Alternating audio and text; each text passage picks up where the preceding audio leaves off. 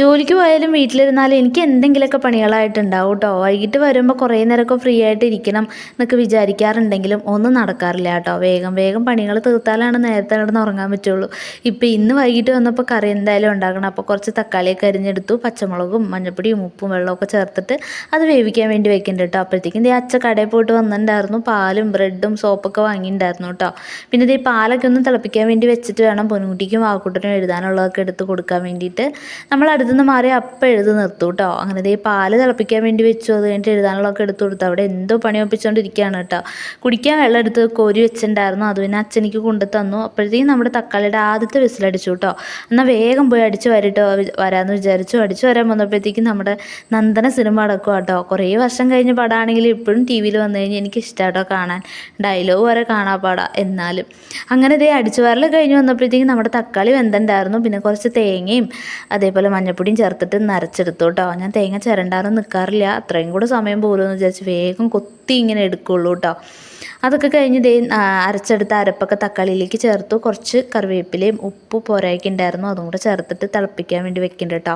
അതിൻ്റെ തിളയൊക്കെ വന്നു കഴിയുമ്പോഴത്തേക്കും നമുക്കൊന്ന് കടുകും കൂടെ വറുത്തിടാം. അപ്പോൾ ദേ അയില തണുപ്പ് പോകാൻ വേണ്ടി വെള്ളത്തിലെടുത്തിട്ടുണ്ടായിരുന്നു കേട്ടോ.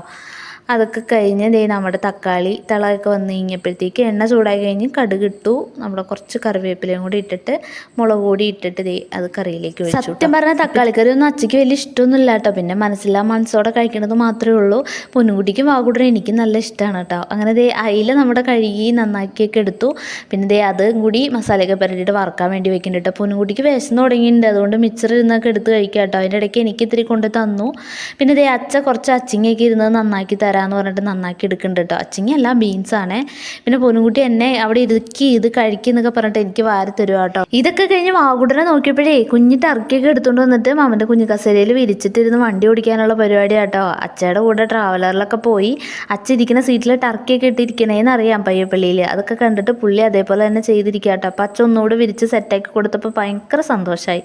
ഇതൊക്കെ കഴിഞ്ഞ് ദേ നമ്മുടെ തക്കാളിക്കറി മീൻ വറുത്തൊക്കെ റെഡി ആയിട്ടുണ്ടായിരുന്നു. പിന്നെ ഞങ്ങൾ 4 പേരും കൂടെ ഊണൊക്കെ കഴിച്ചു. ഊണ് കഴിഞ്ഞാൽ പിന്നത്തെ പരിപാടി അവർക്ക് ദേ പാല് കൊടുക്കലാട്ടോ. അങ്ങനെ ദേ പാലൊക്കെ 2 പേരുടെ ഗ്ലാസ്സിലൊക്കെ ഒഴിച്ചു. പാല് തന്നെ കൊടുത്തു കഴിഞ്ഞാൽ കഴിക്കാൻ ഭയങ്കര മടിയാട്ടോ. അപ്പോൾ ഇപ്പം കുറച്ച് ബൂസ്റ്റും കൂടെ മിക്സ് ചെയ്തിട്ട് കുറച്ച് മധുരം ഇടുള്ളൂ കേട്ടോ. അങ്ങനെ കൊണ്ട് കൊടുത്തു കഴിഞ്ഞാൽ വേഗം തന്നെ കഴിച്ചോളൂ കേട്ടോ. അങ്ങനെ പാലും കൊണ്ട് വന്നപ്പോൾ വണ്ടി ഓടിക്കലൊക്കെ കഴിഞ്ഞ് ആൾ അടുത്ത വാച്ച് കയ്യിലെടുത്ത് പിടിച്ചേക്കുവാണേ. വാച്ച് കെട്ടി കൊടുക്കാൻ പറഞ്ഞ് പിന്നെ നുണയൊക്കെ പറഞ്ഞ് വാച്ചൊക്കെ മാറ്റി വെച്ച് വേഗം പാൽ കുടിക്കാൻ പറഞ്ഞു കേട്ടോ. പൊന്നുകുട്ടി പിന്നെ ടേബിളൊക്കെ തുടച്ചിട്ടു കേട്ടോ. അച്ഛ പറഞ്ഞ് ഞാനിപ്പോൾ തന്നെ കുടിക്കും, വേഗം കുടിച്ചോളാൻ പറഞ്ഞാൽ 2 പേരും വേഗം തന്നെ കഴിച്ചു കേട്ടോ.